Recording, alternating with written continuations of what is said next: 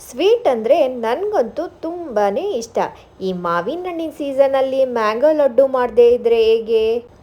ಇವತ್ತಿನ recipe mango laddu ಹೇಗೆ ಮಾಡೋದು ಅಂತ ನೋಡೋಣ ಬನ್ನಿ. ನಾನಿಲ್ಲಿ ಮೊದಲಿಗೆ 2 ಬಾದಾಮಿ ಮಾವಿನ ಹಣ್ಣನ್ನು ತಗೊಂಡಿದ್ದೀನಿ.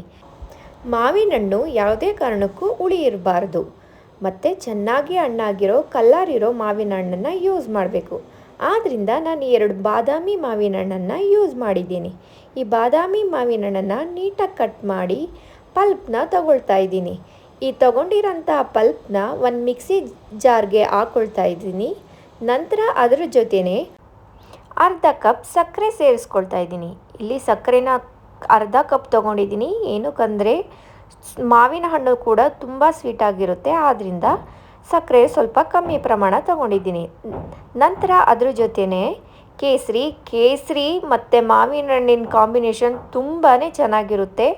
ಅದ್ರ ಜೊತೆನೇ 2 ಏಲಕ್ಕಿ ಯೂಸ್ ಮಾಡಿದ್ದೀನಿ. ನಂತರ ಮಿಕ್ಸಿ ಗ್ರೈಂಡರ್ಗೆ ಹಾಕಿ ಚೆನ್ನಾಗಿ ಪೇಸ್ಟ್ ಮಾಡ್ಕೊಳ್ಳಿ.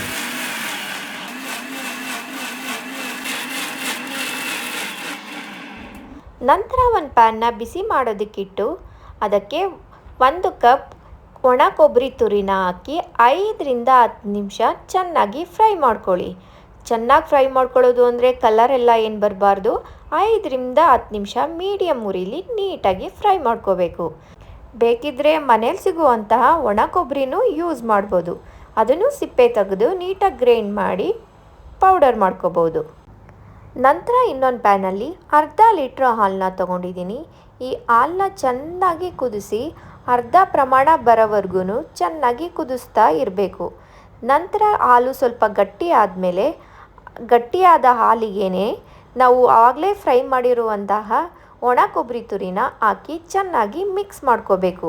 ಚೆನ್ನಾಗಿ ಮಿಕ್ಸ್ ಮಾಡಿದ ನಂತರ ನಾವು ಆಗಲೇ ರುಬ್ಬಿರೋ ಅಂತಹ ಮಾವಿನ ಹಣ್ಣಿನ ಪೇಸ್ಟ್ ಹಾಕಿ ಚೆನ್ನಾಗಿ ಬೇಯಿಸ್ಕೊಳ್ಳಿ. ಈ ಮಿಶ್ರಣನ 5ರಿಂದ 10 ನಿಮಿಷ ಚೆನ್ನಾಗಿ ಬೇಯಿಸ್ಕೊಳ್ಳಿ.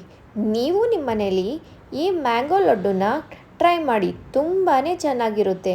ಇದು 5ರಿಂದ 6 ದಿನ ಇರುತ್ತೆ. ಫ್ರಿಡ್ಜಲ್ಲಿಟ್ಟು ಯೂಸ್ ಮಾಡ್ಬೋದು. ಇನ್ನೂ ರುಚಿ ತುಂಬ ಚೆನ್ನಾಗಿರುತ್ತೆ. ನಂತರ ಈ ಮಿಶ್ರಣ ಪ್ಯಾನ್ ಬಿಟ್ಟು ಬರುವ ಹಂತಕ್ಕೆ ಬಂದಾಗ ಗ್ಯಾಸ್ ಆಫ್ ಮಾಡ್ಕೋಬೇಕು. ಆಗ ಕರೆಕ್ಟಾಗಿ ಲಡ್ಡು ರೆಡಿಯಾಗಿದೆ ಅಂತ ಅರ್ಥ. ನಂತರ ಸ್ವಲ್ಪ ತಣ್ಣಗಾಗಬೇಕು, ಪೂರ್ತಿ ತಣ್ಣಗಾಗಬಾರ್ದು. ಸ್ವಲ್ಪ ತಣ್ಣಗಾದ ಮೇಲೆ ಕೈಗೆ ತುಪ್ಪ ಸವರಿ ಸಣ್ಣ ಸಣ್ಣ ಉಂಡೆಗಳನ್ನಾಗಿ ಕಟ್ಟಿ ಕೊನೆಗೆ ಒಣ ಕೊಬ್ಬರಿ ತುರಿಯಲ್ಲಿ ಉರುಳಿಸಿದರೆ ಸೂಪರ್ ಆದ ಮ್ಯಾಂಗೋ ಲಡ್ಡು ರೆಡಿ. ನೀವು ನಿಮ್ಮನೆ ಒಂದ್ಸಲ ಟ್ರೈ ಮಾಡಿ, ತುಂಬಾ ಚೆನ್ನಾಗಿರುತ್ತೆ. ಮತ್ತು ನನ್ನ ಯೂಟ್ಯೂಬ್ ಚಾನಲ್ನ ಸಬ್ಸ್ಕ್ರೈಬ್ ಮಾಡಿ ಮತ್ತು ಶೇರ್ ಮಾಡಿ. ಈ ಲಡ್ಡುನ 5ರಿಂದ 6 ದಿನ ಫ್ರಿಡ್ಜಲ್ಲಿಟ್ಟು ಯೂಸ್ ಮಾಡ್ಬೋದು. ತುಂಬಾ ರುಚಿಯಾಗಿರುತ್ತೆ.